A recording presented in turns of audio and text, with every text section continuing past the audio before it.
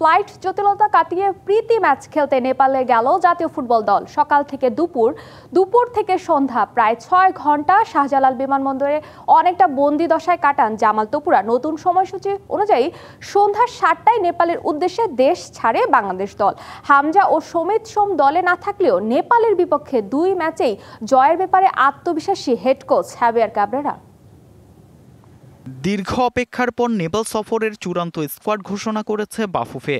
দেশ ছাড়ার মাত্র ২ ঘন্টা আগে অফিসিয়াল ফেসবুক পেজে জানানো হয় কারা থাকছেন লাল সবুজের দলে। দুপুরে ধরার কথা ছিল নেপালের ফ্লাইট, তবে সময়সূচির পরিবর্তনে নির্ধারিত সময়ে বিমানে চড়া হয়নি জামাল তপুদের। ফ্লাইটের জন্য ওয়েট করছিলাম, ঠিক সেই মুহূর্তে আমরা জানতে পারলাম যে ফ্লাইটে টেকনিক্যাল প্রবলেম হয়েছে।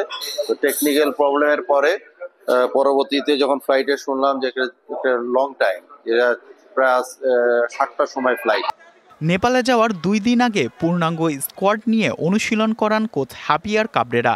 এ সময় ফর্টিস এফসির বিপক্ষে একটি প্রস্তুতি ম্যাচও খেলেছে বাংলাদেশ। সেখানে একমাত্র গোলটি করেছেন তপু বর্মন। স্ট্রাইকারদের গোল করার প্র্যাকটিস ম্যাচেও কাটেনি। স্কোরিং সমস্যার সমাধান কোথায় খুঁজে পাবে বাংলাদেশ? আমাদের শেষ ৪ ম্যাচে ৬টি গোল হয়েছে, তাই স্কোরিং নিয়ে আমি খুব বেশি ভাবছি না। আমার মূল লক্ষ্য নেপালের বিপক্ষে জয় পাওয়া, একই সাথে হংকং ম্যাচের জন্য সেরা প্রস্তুতি নেওয়া। বিমানবন্দরে জামাল ভুঁইয়াকে পেয়ে উচ্ছ্বসিত ছিল ভক্তরা, মিটিয়েছেন সেলফির আবদারও। তবে এশিয়ান কাপ বাছাই পর্বে একটি ম্যাচও খেলতে না পারার হতাশা এখনও পোড়াচ্ছে এই অধিনায়ককে। অফকোর্স আমি সব ম্যাচ খেলতে চাই, বাট রিয়েলিটি ইজ আমরা এখনো ৩ পয়েন্ট পাই না এশিয়ান এই গ্রুপে। সো অফকোর্স আমি কোচকে বলছি আমি খেলতে চাই। ইনজুরির কারণে দলে নেই হামজা ও সমিত সোম। ভিয়েতনামে অনূর্ধ্ব ২৩ দলের হয়ে এশিয়া কাপ বাছাই পর্ব খেলছেন ফাহামিদুল কিউবা ও মোরসালিনরা।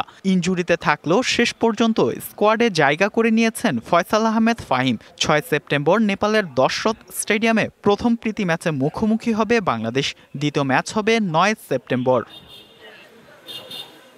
Fardin Saju, DBC news, Dhaka.